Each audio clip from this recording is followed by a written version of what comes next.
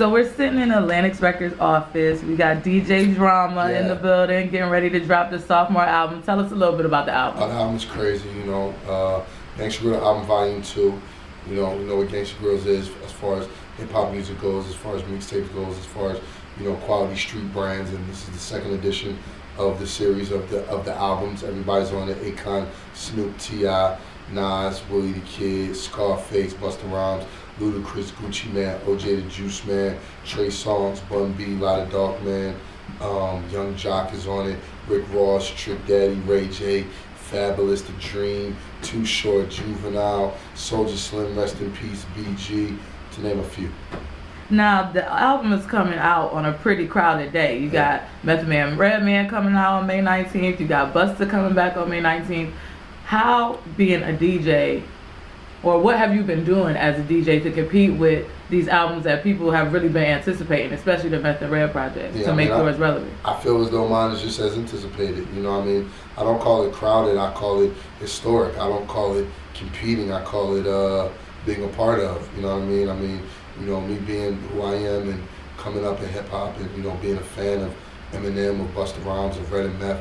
It's an honor for me to come out on the same day, and so at the end of the day, it just means that people are going to be in the stores, and I have a quality project, I have a quality product, and I believe that the people will see that as well as hopefully pick up all the albums if possible. You know what I mean? But definitely pick up your favorite. Hopefully, I'm one of your favorites.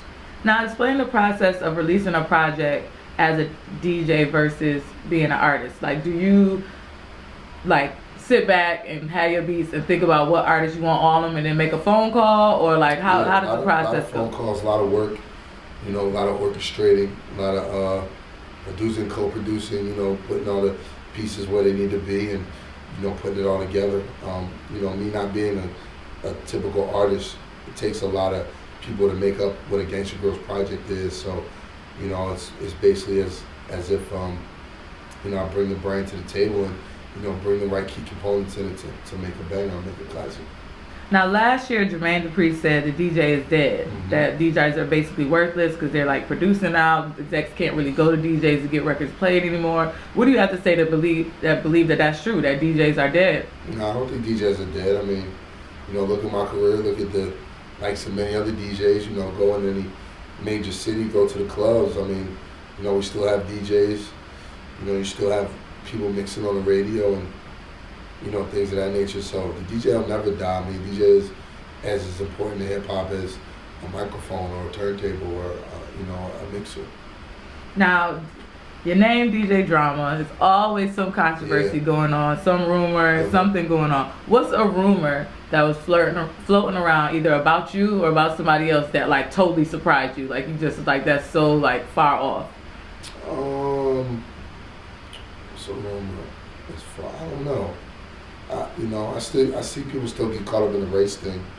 Trying to figure out what DJ Drama is, and is he white? Is he this? Is he that? So, Do you ever address it, or you just I've addressed it many times. So, okay. My dad is black, my mom is white. Then call me what you want. But no, I don't really get caught up in that stuff. I mean, as long as they're talking, that means you're on their mind. Okay.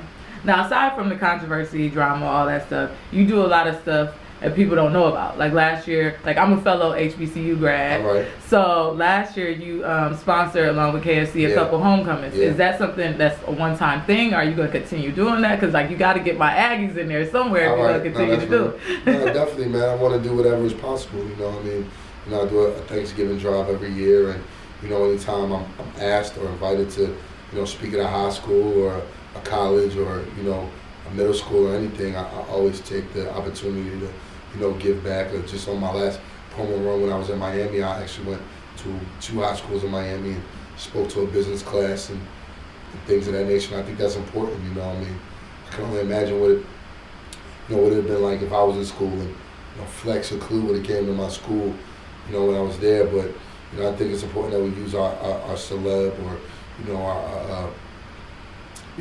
our voice that people are going to pay attention to, and tell the kids at any level, if I'm here, you can be here. You know what I mean? So. Now, you're a member of the Digiwaxx. Yeah, I'm on there. And a big part of Digiwaxx culture is technology. Now, how has technology changed from the DJ standpoint from your debut album release? For my debut album, not too much. You know, I mean, the internet is, I guess to some degree, become more accessible with music. But I mean, since my days of being a DJ, you know, I went from carrying 6 crates of records to going to Digiwaxx to get all the music I need for the night, and you know, downloading and having it in my iTunes. So you know, I've definitely seen technology really, you know, come into play when it comes to the DJ culture massively.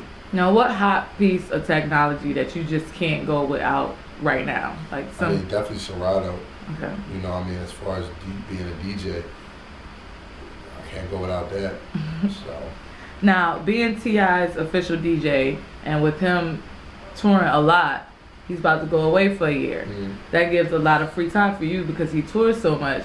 So no free time. Okay. I'm always working. I actually haven't even been on the road with Tip recently because I've been on my own promo campaign. So, you know, I stay constantly busy doing gigs, doing radio, you know, doing shows, doing all types of things, including, you know, T.I. shows, but a lot of my own as well. So him being locked up is not really going to affect you too much as far as... Well, it affects me because that's my man. So, yeah. You know, I never want to see my guy get, you know, have to do his time, but I also respect him for having to, you know, do what he has to do. I mean, he made a mistake and, you know, he has to own up to it. But I mean, I'm going to definitely keep working, keep the movement going, keep waving the flag.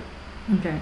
Now, you've worked with a lot of artists, Is there one artist that you haven't worked with yet that you would love to work with? Is there one artist that I haven't worked with? I'm working with a lot of people. I haven't worked with Hov yet, though. I haven't worked with Jay-Z. I look forward to that.